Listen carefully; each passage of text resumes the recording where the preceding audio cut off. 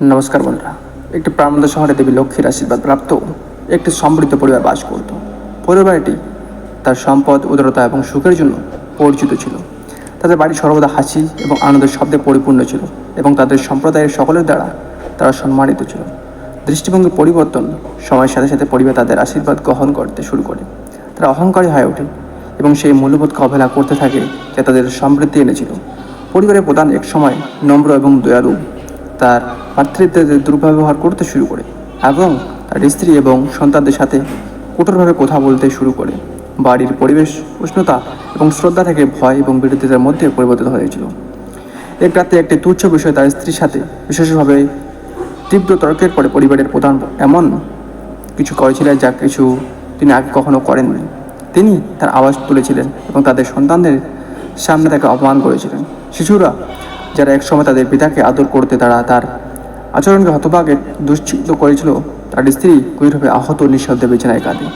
পরিবারের অজান্তে দেবী লক্ষ্মী এই সমস্ত সময় তাদের উপর নজর রেখেছিল। সেই রাতে পরিবারের সম্মান এবং সম্প্রীতির অভাব প্রত্যক্ষ করার পরেই তিনি চলে যাওয়ার সিদ্ধান্ত নেন। লক্ষ্মী তার ঐশ্বরিক রূপে ঘর থেকে বেরিয়ে এসেছিলেন। তার অভিব্যক্তি দুঃখজনক কিন্তু দৃঢ় প্রতিজ্ঞ। সে চলে যাওয়ার সাথে সাথে ঘরটি তার উষ্ণতা এবং তৃপ্তি হারাচ্ছে, ঠান্ডা এবং অবাঞ্ছিত হয়ে যাচ্ছে। পরের দিন সকালে পরিবার একটি সিরিজ দুর্ভাগ্যের জন্য জেগে ওঠে। তাদের ব্যবসা স্থবির হতে শুরু করে, তাদের সম্পর্কে টানপোড়েন বেড়ে যায় এবং এক সময় সুখী পরিবার টানপোড়েন এবং দুঃখে ভরে যায়। পরিবারের প্রধান কিছু ভয়ানক ভুল বুঝতে পারে। একজন বিজ্ঞ ঋষি পরামর্শ চাইলেন। ঋষি তাদের দুর্দশায় ঐশ্বরিক প্রাকৃতিক বুঝতে পারে ব্যাখ্যা করেছিলেন। তিনি লক্ষ্মী কেবল এই বাড়িতেই কৃপা করেন যেখানে শ্রদ্ধা, সম্প্রীতি এবং দয়া বিরাজ করে। আপনার কর্ম দ্বারা আপনি তাকে তাড়িয়ে দিয়েছিলেন।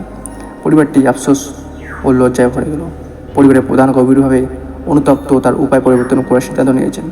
তিনি তার স্ত্রী ও সন্তানদের কাছে আন্তরিকভাবে ক্ষমা চেয়েছেন এবং সকলের সাথে শ্রদ্ধা এবং সদায় আচরণ করার অঙ্গীকার করেছিলেন। তিনি তার চাকর ও কর্মচারী সহ তাদের সাথে তিনি অন্যায় করেছিলেন, তাদের সংশোধন করেছিলেন। তারা যে মূল্যবোধগুলিকে সমুন্নত রেখেছিল তা পুনরুদ্ধার করার জন্য পুরো পরিবার একসঙ্গে কাজ করেছিল। তার নম্রতা, উদারতা এবং সমবেদনাকে আলিঙ্গন করেছিল, নিশ্চিত করেছিল যে তাদের বাড়ি আবার ভালোবাসা এবং সম্মানে পূর্ণ হয়েছিল। তাদের আন্তরিক প্রচেষ্টা এবং প্রাকৃতিক রূপান্তর দ্বারা অনুপ্রাণিত দেবী লক্ষ্মী ফিরে আসার সিদ্ধান্ত নেন। একটি শুভ সন্ধ্যায় যখন পরিবার তাদের প্রতিদিনের প্রার্থনার জন্য জড়ো হয়েছিল, তারা তাদের ঘরে একটি উষ্ণ ঐশ্বরিক উপস্থিতি অনুভব করেছিলেন। লক্ষ্মী তাদের হৃদয় পরিবর্তনে সন্তুষ্ট তাদের আরও একবার সমৃদ্ধি এবং সুখের আশীর্বাদ করেছিলেন। এই গল্পটি আমাদের শেখায় যে সত্যিকারের সমৃদ্ধি এবং সুখ, শ্রদ্ধা, দয়া এবং সম্প্রীতির মধ্যে নিহিত।